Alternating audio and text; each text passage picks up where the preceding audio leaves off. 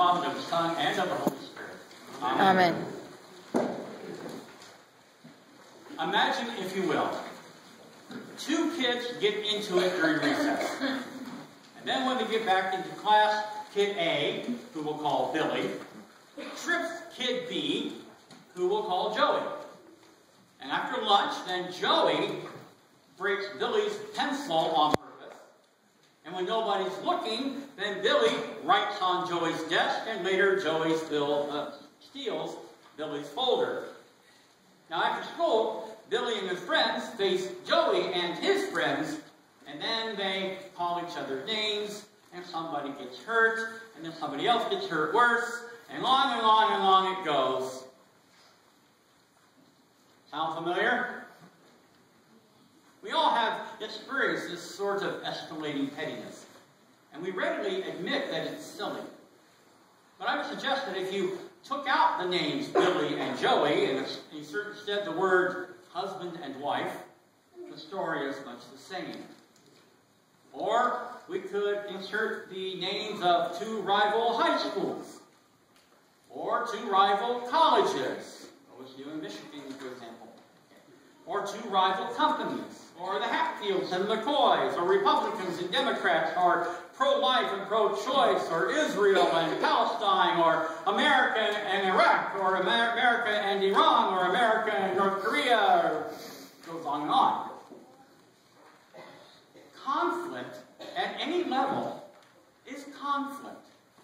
And if it's not preventable, most conflict is at least resolvable. But to do that, one side has to stop the retaliation. Now, I want to make something really clear before I go any further on this, that I am not talking about being a doormat. Okay?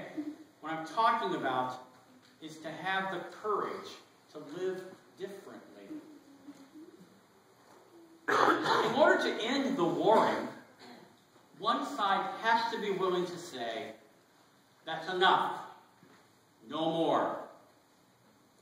And that is a risk. A big risk. It takes courage.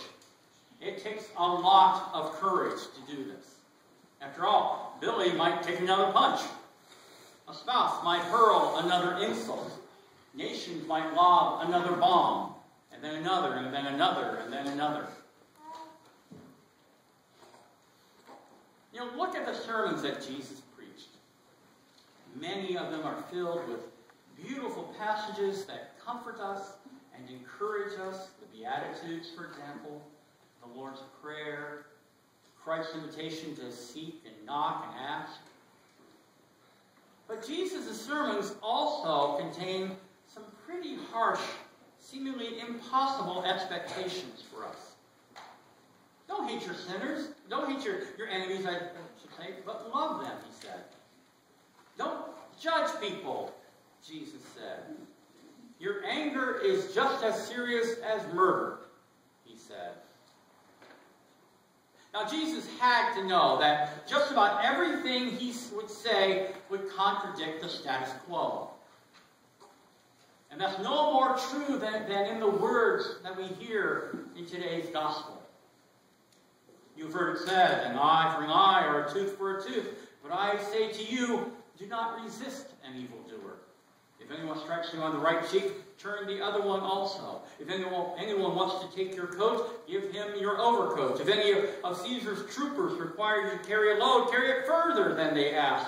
If someone asks you for a loan, make it a gift. Just how radical are Jesus' words? They are extremely radical for the time and the place. Remember that the Roman Empire was made up of a culture of public honor and public shame. Caesar was called Lord because he was at the very top of the Roman hierarchy. And beneath him were various levels of political and social positions, each one keeping their power largely by keeping the man underneath him in his place. So slave was backhanded across their right cheek as a sign of humiliation. A tenant was forced to give the coat off of their back in order to pay the rent. And a farmer was compelled to abandon his work in the field and carry some Roman soldier's 75-pound backpack. Now, all of these scenarios, all of them have something in common. Namely, they represent degrading behavior by which one person puts another in their place. The empire, you see, depended on this culture of public honor and public shame. Rome stayed in power by keeping others in their place. See, ultimately, Rome, the conqueror, had only essentially two rules. One, that Rome could kill whoever Rome wanted to kill. And two, what Rome killed stayed dead. And that is power. Not only to conquer people, but to keep the conquered in their place. But as we know, Jesus broke rule number 2. While he was put to death, he was nonetheless victorious over all the evil in the world. Jesus is the light that shines in the darkness, and the darkness could not overcome him. Jesus was mocked, insulted, beaten, crucified, and yet he stood up for his ideals with his dying breath. And for those who follow him, our blessed assurance is that he broke Rome's second rule, and he did not stay dead. You know, kind of a strange statement. If anyone strikes you on the right cheek, turn the other one also. And when Jesus said this stuff, it must have stunned his listeners, especially those who wanted to throw off the yoke of their oppressors. What do you mean, Jesus, they must have said? Are we just supposed to take it? Are we just to let people hit us and boss us and steal from us? And the radical implication of today's gospel is yes. And it is just as radical for us today. Seldom do we ever see anyone turn the other cheek in this competitive and conflicted world of ours. Road rage is the 21st century example of an eye for an eye and a tooth for a tooth. Gangs and violence, they go hand in hand. And when one brother is killed in a drive-by shooting, there is certain to be revenge the next night.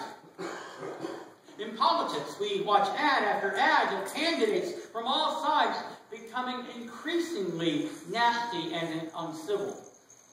And when marriages end, the feuding spouses will stop at nothing so that they can feel vindicated and victorious in divorce court. Do we like it like this? Do we relish being in conflict with neighbors or spouses or nations or adversaries? Do we enjoy the bickering and the fighting? Well, I would expect that we say no. We don't really like it. So why do we do it? Why do we continue to fight and attack and insult and avenge? Well, we do it because he hit me first. Because she started it. Because it is their fault. When we look at the fractured condition of our world, we shouldn't be stunned by Jesus' words of nonviolence. But what we should be amazed at is that he warned us and that we never, ever listened to it. What if just once, someone would stand up and say, enough! No more fighting! And maybe, just maybe, the cycle would end. And the world would break out. Well, it would break out in peace. But we don't know. We don't know what would happen because no nation, no neighbor, no politician, no Billy, no Joey has ever had the courage to say no more.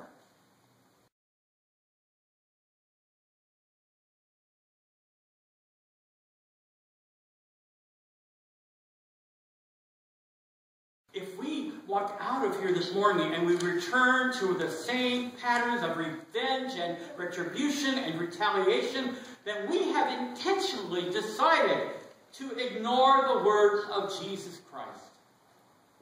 If we insist on our pound of flesh, if we demand an eye for an eye or a tooth for a tooth, then we have announced to the world that Christians, we can just pick and choose what words of Jesus that we are going to follow. You know, one of my commentaries had this quote. It said, "The world can do almost anything as well or better than the church. You don't need to be a Christian to build a house, or to feed the hungry, or to heal the sick. There's only one thing that the world cannot do. The world cannot offer grace.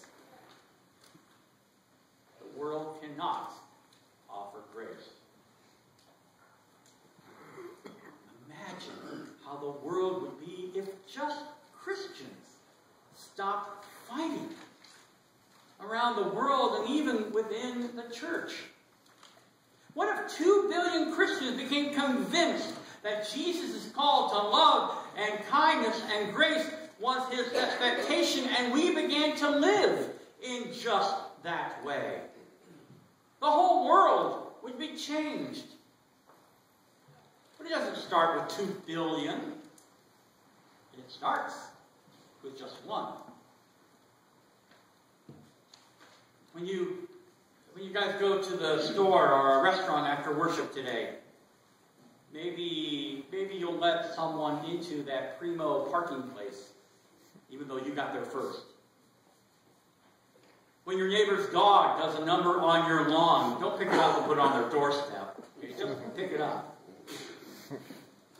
When your Joey is punched by their Billy, don't call a lawyer.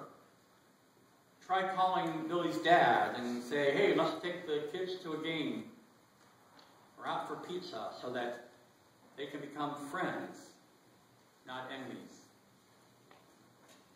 See, if we truly belong to the God of grace, we have to become a people of grace. There's no other way. And God willing, maybe someday, maybe somewhere, someone will be explaining how it is that the neighborhood lives in peace. And God willing, they'll point to you. Maybe they'll point to you and they will say, "He started it. She started it." So, my brothers and sisters in the faith, follow the grace-filled words of Christ, all of them, and be a people of grace. Be a people of grace today.